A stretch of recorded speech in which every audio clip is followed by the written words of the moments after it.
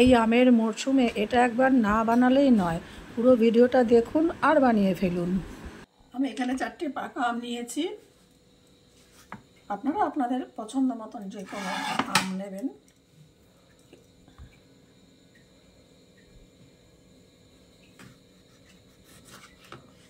এই যে এইবারে কি করতে হবে,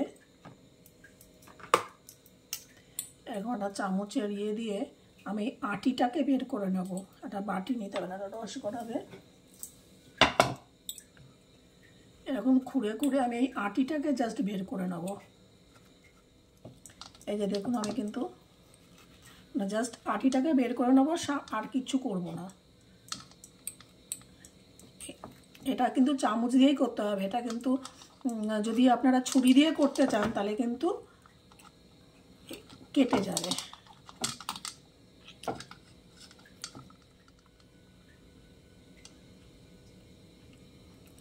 এই যে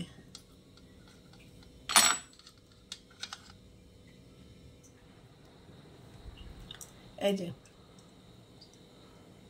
ভিতরে আটিটা খালি বার করে নিয়েছি। এই আটিগুলোর থেকে পাল্পগুলো আমি বার করে নেবো। হাত দিয়েই করতে হবে এটা। এরকম করে পাল্পগুলো বার করে নেব। এই যে পাল্প হয়েছে, এটাকে আমি ব্যবহার করব। আমি এটা কড়াই বসিয়ে নিয়েছি। এবার এর মধ্যে দিয়ে দেবো দুধ।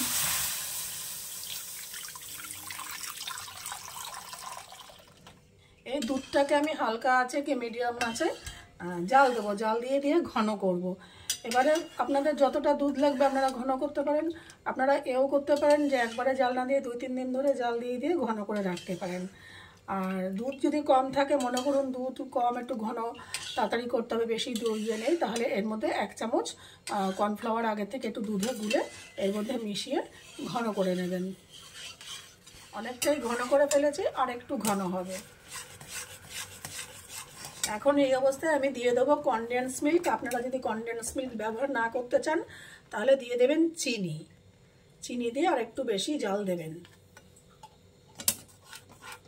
পুরো দুধটাকে আমি ক্ষীর করে নিয়েছি। আর এখানে আপনারা ইচ্ছা করলে আমের পাল্প মেশাতেও পারেন, নাও মেশাতে পারেন। আর যদি আমের পাল্প না মেশান তাহলে একটু এলাচের গুঁড়ো দিয়ে দেবেন।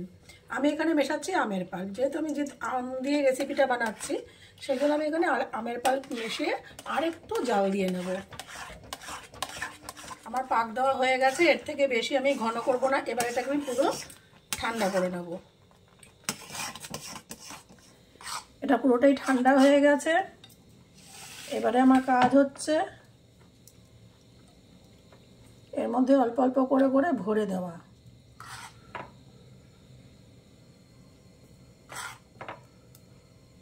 এবার একটু হাতে এরকম করে করে ঝাঁকিয়ে নেব, কেন ভিতরে যেন কোনো গ্যাপ না থাকে।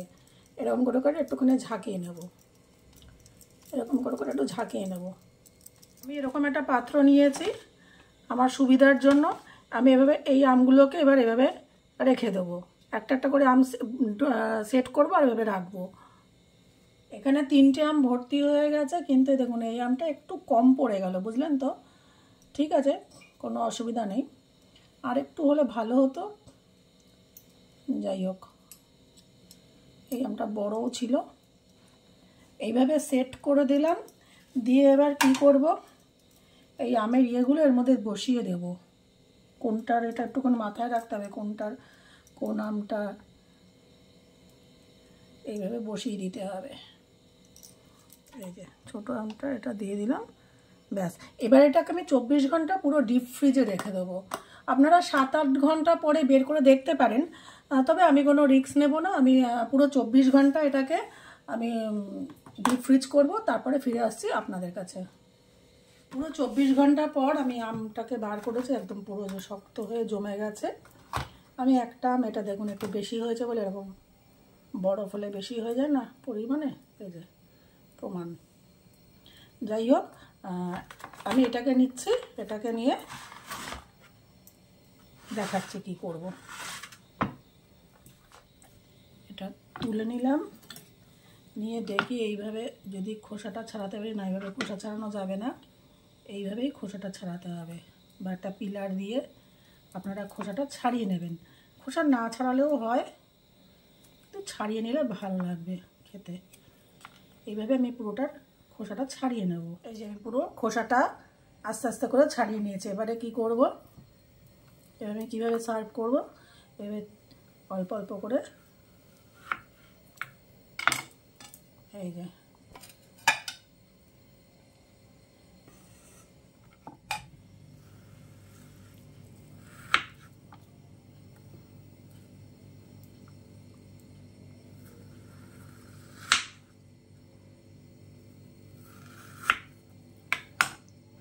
এই যে কাটা হয়ে গেছে।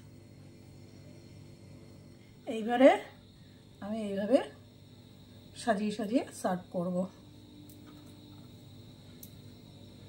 যে কজন আপনার দরকার আপনি সে কটা আম কাটবেন, যদি লোক বেশি হয় সব কটা আমই কাটবেন, প্রয়োজন অনুযায়ী আম কাটবেন, আর না হলে আপনি ওই ডিপ ফ্রিজে রেখে দেবেন, যখন প্রয়োজন হবে তখন কেটে দেবেন। এটা একটুখানি ঠেসা দিয়ে দিলাম তাহলে একটু দেখতে সুবিধা হবে। এই আমের কুলফি মালাই, নতুন নিউ স্টাইল।